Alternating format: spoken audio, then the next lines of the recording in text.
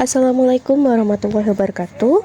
Perkenalkan, kami dari kelompok 2 kelas 10 E6. Di sini kami akan mempresentasikan hasil diskusi kami, yaitu tentang fakta-fakta perubahan lingkungan. Sebelumnya perkenalkan anggota kelompok kami. Yang pertama yaitu Ahmad Najmun Nabil absen 2, Farah Anista absen 8, Mayanti Indra Nur Asuti absen 14, Muhammad Hashim Syakbani absen 20, Rahmat Tri Istifara absen 26, dan Valena Putri absen 32.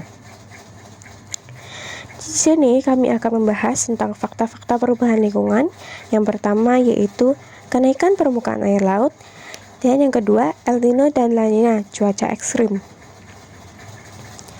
Langsung saja ke pembahasan yang pertama, yaitu kenaikan permukaan air laut. Salah satu dampak pencairnya es di kutub adalah kenaikan permukaan air laut, sebab air limpasan pencairan es tentu akan bermuara di laut dan meningkatkan ketinggian permukaan air laut. Menurut data yang dirilis oleh NASA, kenaikan permukaan air laut secara global meningkat sebesar 97 mm dengan rata-rata peningkatannya adalah 3,3 mm per tahun. Dampak peningkatan ketinggian permukaan air laut ini akan sangat dirasakan bagi masyarakat Indonesia yang tinggal di pesisir laut.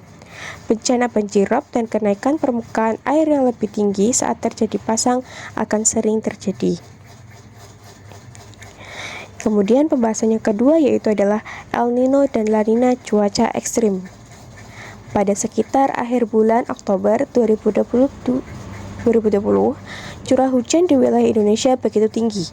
BMKG yang memprediksi peningkatan akumulasi curah hujan akibat fenomena La Nina terkait potensi curah hujan yang akan naik sebesar 20% sampai dengan 40%. El Nino, Southern Oscillation, atau ENSO, merupakan fenomena iklim di mana sirkulasi atmosfer global berubah akibat perubahan suhu permukaan air laut. ENSO memiliki dua fase yang berlawanan dan satu fase tambahan, yaitu El Nino, La Nina, dan netral. Baik, yang akan pertama kali bahas yaitu adalah El Nino. Peristiwa El Nino merupakan peristiwa meningkatnya suhu permukaan laut Samudra Pasifik tropis bagian timur dan tengah di atas rata-rata normal suhu permukaan laut.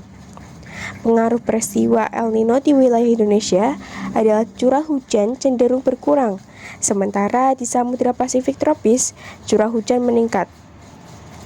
Angin permukaan tingkat rendah yang biasanya bertiup dari timur ke barat atau angin timur di sepanjang ekuator mengalami penyimpangan arah, sehingga angin bertiup dari arah barat ke timur atau angin barat.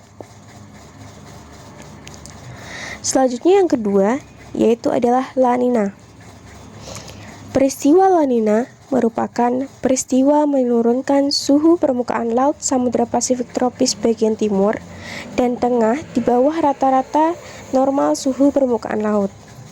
Pengaruh peristiwa La Nina di wilayah Indonesia adalah curah hujan cenderung meningkat, sementara di Samudra Pasifik tropis curah hujan menurun. Angin timur laut yang normal di sepanjang ekuator menjadi lebih kuat.